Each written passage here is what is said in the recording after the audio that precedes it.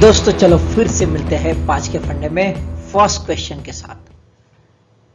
Sri Lanka which is going through its financial crisis placed into countries in a restricted cover category 1 RCC1 by export credit guarantee corporation of India which provides credit risk insurance and related services to exporters.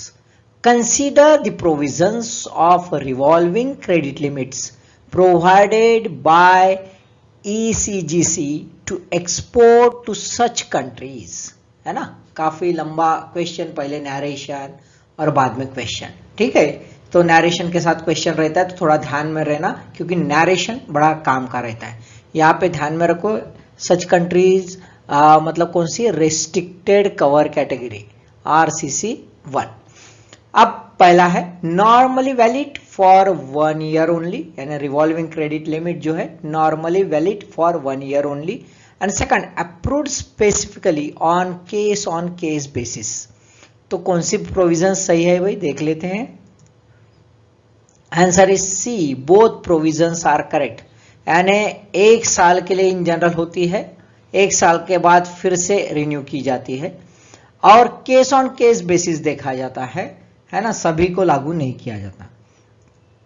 साथ में ऐसा है भाई कि ये है, लेकिन premium rates जो है शिपमेंट के, वो कुछ बदलाव उसमें किया गया नहीं है, it remain unchanged. Sri Lanka in a restricted cover category ECGC to keep an eye. Present country rating of Sri Lanka remains unchanged. अभी फिलहाल में तो रेटिंग चेंज नहीं की है श्रीलंका की, रखा है C1 में, यानी मॉडरेटली हाई रिस्क इसमें रखा है। लेकिन रिस्क कवर जो है ये चेंज करके ओपन कवर से उनको शिफ्ट कर दिया गया श्रीलंका को रेस्ट्रिक्टेड कवर कैटेगरी 1 में। अब ओपन कवर कैटेगरी के जो कंट्रीज है उसके लिए कोई भी नियम लागू नहीं, फ्री है सब, है ना, कोई जो है रोक टोक नहीं है। लेकिन रेस्ट्रिक्टेड कवर कैटेगरी में इश्यूज है, क्योंकि इंश्योरेंस जो है, एक्सपोर्ट इंश्योरेंस, एक्सपोर्ट सिक्योरिटी जो है, ये 2 रिस्क पर दी जाती है, एक पॉलिटिकल और दूसरा है कमर्शियल, है ना। ये 2 इस पर जो है ECGC अपना एक्सपोर्ट इंश्योर करवा लेती है। अब जो है credit limit in general open cover category को रहती है, लेकिन रेस्ट्रिक्टेड कवर कैटेगरी 1 में रिवॉल्विंग इश्यू रहता है, रिवॉल्विंग लिमिट्स, क्रेडिट लिमिट्स की जगह रिवॉल्विंग लिमिट्स। अब रिवॉल्विंग लिमिट्स क्या होता है, एक कैप रहती है मैक्सिमम अमाउंट का, मैक्सिमम वहां तक ही एक्सपोर्टर जो है अवेल कर सकता है, बोरो कर सकता है, उसके ऊपर नहीं कर सकता। क्रेडिट लिमिट में यदि देखा जाए तो एक maximum amount of credit financial institution extend करता है क्लाइंट को। ठीक है, तो क्रेडिट लिमिट एक फ्री हैंड होता है, रिवॉल्विंग लिमिट एक रुक रुक के हैंड होता है, ऐसा हम समझ सकते हैं, है ना। लेकिन प्रोसीजर जो है सैंक्शन के, वो दोनों के लिए सही एक ही समान है। Second question, INS Vikrant R11 first aircraft carrier of India. 2 earlier was a part of British Royal Navy.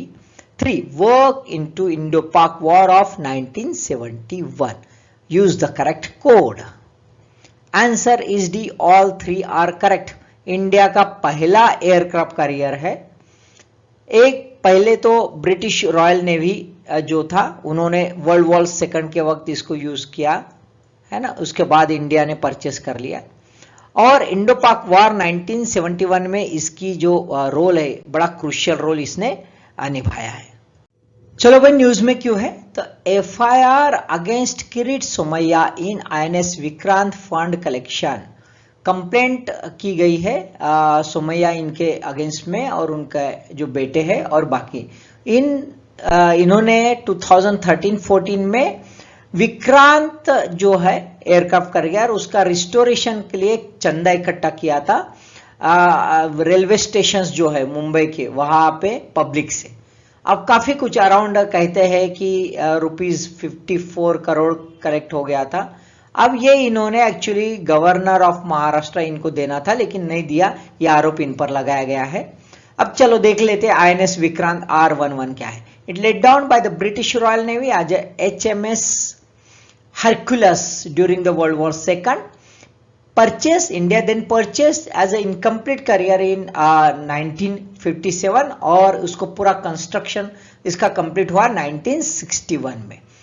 It played very critical role in enforcing the naval blockade of East Pakistan during the Indo-Pakistan War of 1971, then decommissioned in 1997 and preserved as a museum in Cafe Parade in Mumbai till 2012. उसके बाद as per the direction of Supreme Court sold कर दिया गया और scrap कर दिया गया 2014 में, और इसी के नाम पर एक नया एयरक्राफ्ट कैरियर बनाया गया है बाय कोचिन शिपयार्ड यहाँ पे।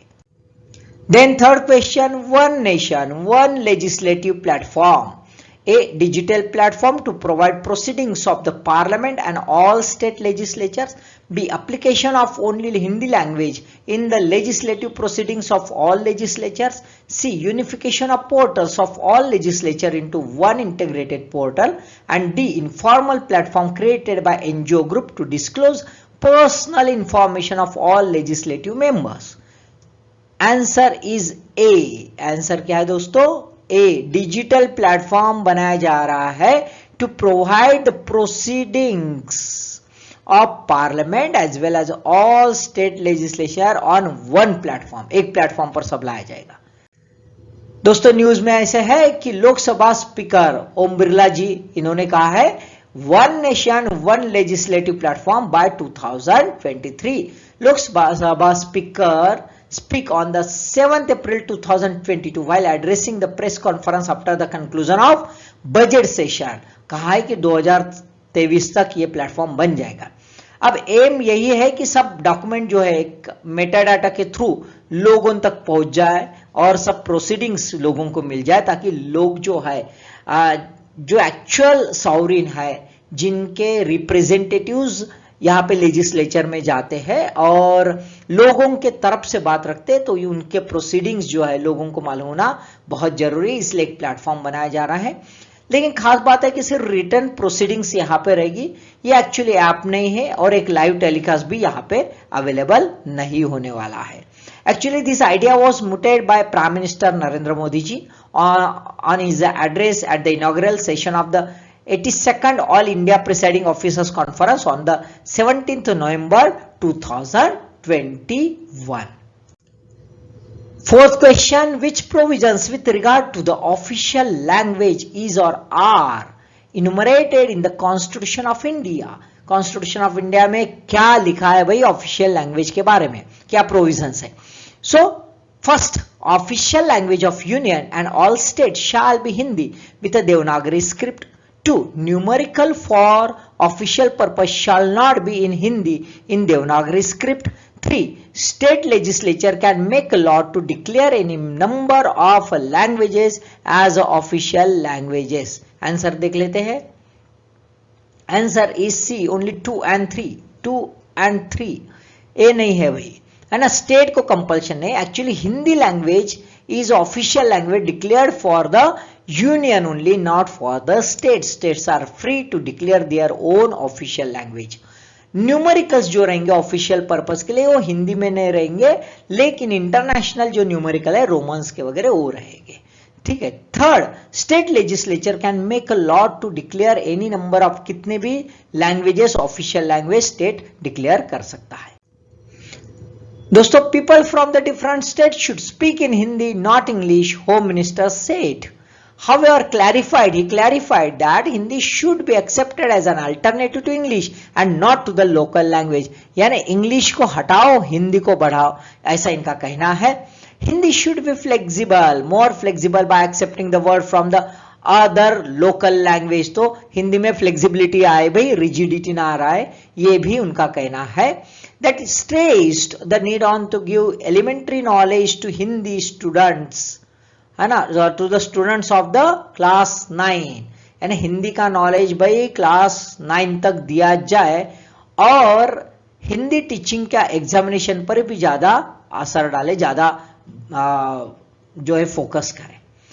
एक्चुअली जो होम मिनिस्टर है वो चेयरमैन भी है ऑफिशियल लैंग्वेज कमेटी के, और उन्होंने अपने कमेटी में कहा है कि भाई 70% of the agenda of the cabinet now prepared in Hindi, यानी काफी कुछ हद तक कैबिनेट की प्रोसीडिंग्स अभी हिंदी में चलती है।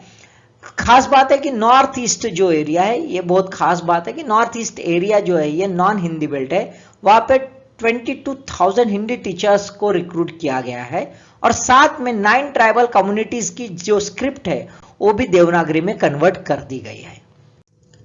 Then the last question, which state had highest number of forest fires incidences in the last 2 decades? A. Rajasthan, B. Mizoram, C. Assam, D. Chhattisgarh. Answer is B Mizoram. Mizoram में सबसे ज्यादा फायर्स के incidences मिले। So more than 95% of its districts are forest fire hotspots, है ना मिजोरम का। ये देखो आप मैप में देख सकते हो, पूरा का पूरा डार्क एरियाज है ना, north east area. Despite of having a rainfed north east states for a witnessing more fire incidents during the increased dry spells across the March May due to the muddled rainfall pattern, यानी dry spells आ रहे हैं और जो बारिश है जो कम गिर रही है, रुके रुके गिर रहे हैं, और इसकी वजह से वहां पे माना रेन फॉरेस्ट एरिया है फिर भी यहाँ पे प्रॉब्लम बढ़ रहा है। So forest fires frequency intensity up in 2 decades as per the study released by the Council on Energy, Environment and Water, CEEW. Study name Managing Forest Fires in Changing Climate. ये ध्यान में रखो दोस्तों, कभी कभी ऐसा पूछा जाता है। 10-fold increase in the forest fires in the last 2 decades, है ना। तो ये सब ज्यादा असर क्या है भाई, तो just because of the climate change. तो हम खतरे की घंटी बज चुकी है, हमें सावधान होना चाहिए। हमारे जो कंजर्वेटिव एस्पेक्ट्स है कंजर्वेशन के और सस्टेनेबल के, उसके ऊपर फोकस करना सख्त जरूरी है। More than 62% of the Indian states are prone to high intensity forest fires. आप देख सकते हो कि कितना डेंजर जोन में हम चले गए हैं just because of the rapid climate change. Forest survey of India 2019, ये मैप भी आपको देख रहा है 2019 का रिपोर्ट का है, found that 36% of the forest cover falls under the forest fire prone zones. उसमें आंध्रा है, उड़ीसा है, महाराष्ट्र है, मध्य प्रदेश, छत्तीसगढ़, उत्तराखंड, तेलंगाना, नॉर्थ स्टेट्स आप देख सकते हो। ये देखिए मध्य प्रदेश है, छत्तीसगढ़, महाराष्ट्र है, महाराष्ट्र का ये भी एरिया है, कर्नाटका का एरिया देखिए, आंध्रा का एरिया देखिए आप, उड़ीसा का एरिया देखिए, नॉर्थ ईस्ट का देखो आप खतरनाक है, उत्तराखंड का भी एरिया, ये राजस्थान का भी एरिया है ना, गुजरात का ये पार्ट है। तो everywhere the forest under threat. So दोस्तों थोड़ा सा आप ये क्वेश्चन समझ लीजिए और थोड़ा सा सेंसिटाइज भी हो जाइए फॉरेस्ट के प्रति, और लोगों की जागरूकता भी कीजिए। आईएएस बनना है तो साथ में जागरूकता भी करना है। All the best.